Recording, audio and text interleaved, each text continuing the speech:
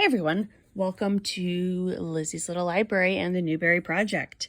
Today's book is the 1976 winner called The Gray King by Susan Cooper. And geez, the committee is killing me with this decision. This is the fourth book in a 5-book series. Book 2 received a Newbery honor. It lost to The Slave Dancer. The prologue of this opens with a boy named Will, who is 11. He's quite sick and hallucinating. He has a shard of a memory about the Day of the Dead. The doctor recommends he visit family in Wales to recover. This book is divided into 2 parts with fairly short chapters. I didn't hate the first part. Will traveled to Wales to recover from hepatitis. His cousin Reese meets him, and they get a flat tire on the way back. A neighbor stops and makes fun of Reese. Storm clouds are rolling in, and Reese refers to them as the Gray King, which sounds familiar to Will, but he can't quite place the significance. Later on, he meets a boy. My American English pronunciation would call him Bran, but he is very definite. It's not Bran like the cereal. It's pronounced Braun. Fair enough. His name, we will pronounce it how he wants us to. But he has a message for Will. At the bottom of page 24. Will said, "How did you know who I was? That David Evans is my uncle."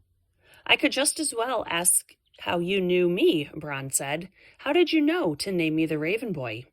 He ran one finger idly up and down the strap.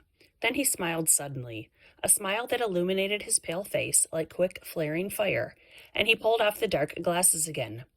"I will tell you the answer to both questions, Will Stanton," he said. "It is because you are not properly human, but one of the old ones of the light, put here to hold back the terrible power of the dark. You are the last of that circle to be born on Earth, and I have been waiting for you." We should cue some dark, scary, ominous music here. That's a pretty heady warning for a little kid. There is a lot of the story focuses on their day-to-day activities, and Will learns how to pronounce Welsh words, and yes, there is an explanation for the readers. There isn't a translation, though, so every time a character speaks in Welsh, I have no idea what they're saying, but we know how to pronounce them, if nothing else. There's a fire on the mountain, and Will and Bran escape into a rock cavern. Will speaks 3 words, and the rocks open into a door. How did he know what to say? He just did. The book doesn't address it. Will and Bran meet 3 men, a Dark Lord, a Light Lord, and a mystery character. The boys have to pass 3 questions for the quest to proceed. They get them right and are rewarded with a golden harp. Good thing Bran was playing the harp earlier and is familiar with it. I wish the questions, though, I do wish that they had been questions so that the readers could answer them and kind of play along with that little mystery element. Maybe those facts were covered in previous books, not sure. Eventually, Will realizes that Bran is the son of King Arthur. I didn't really think this book was ridiculous as I was reading it, but now reading over the summary, there were some pretty big jumps in both logic and believability. Anyway, Bran's mother, Gwen, of course Guinevere, had traveled through time to leave him, thinking he would be safe in a different era. Will plays the harp, and the cover soldiers emerge from the lake.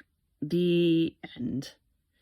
This book, it really read like it was a chapter in a series, not a standalone book. There were so many missing answers, like how did Will meet his mentor? What was the training process there?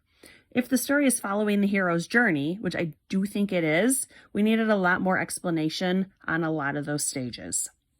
Then, the conflict between good and evil doesn't happen in this book. Presumably, that's the plot of the next book. And at the end, I think this book would have been a lot better from Bran's perspective. Or it also would have been a lot better if they just completely skipped the magic element and told a story about a boy going to Wales, recovering from illness, and learning his family and exploring a new place. I don't understand why the committee picked this book. Yes, it was significantly better than The High King, but I'm not sold on series winners unless they are the first book in the series. There were 2 honor books this year, Dragon Wings and The 100 Penny Box. I haven't read either of them, but the description from the back of the 100 Penny Box was really interesting to me. So I will get to the honor books soon enough. As for this series, I have no interest in reading the other books. I don't have any interest in the prequels of how we got here, nor do I really care how the 5th book in our little adventure ends. I briefly glanced at the Wikipedia descriptions, and I'm done with Susan Cooper and this series, except for the 2nd book because it won an honor. So at some point I will read it, and hopefully this book will make more sense after reading that one. The next book in our Newbery winners is called Roll of Thunder, Hear My Cry. Thanks for watching. Bye.